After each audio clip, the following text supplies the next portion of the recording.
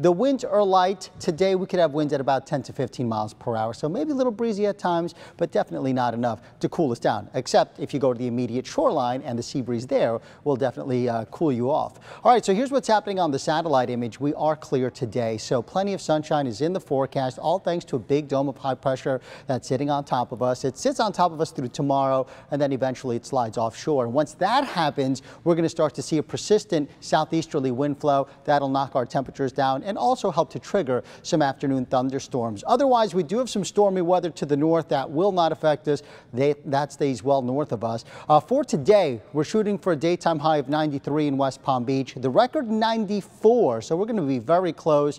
Over towards Vero Beach, also 93. The record there 96, so a bit more of a spread in Vero Beach this afternoon. Here's Vipercast. You can see that offshore flow. No clouds in the forecast for today, just plenty of sunshine. Tomorrow we'll see lots of sunshine again, and the sea breeze does kick in later in the afternoon tomorrow, and as a result we'll cool it down by a degree tomorrow. So today 93, tomorrow 92. And then as we head towards Tuesday, notice that persistent onshore flow. Temperatures come down a few more degrees, and we'll start to see more active weather into the interior zones as that sea breeze front starts to fire off some afternoon thunderstorms. 93 this afternoon, plenty of sunshine, hot and humid, feeling like the triple digits in some spots.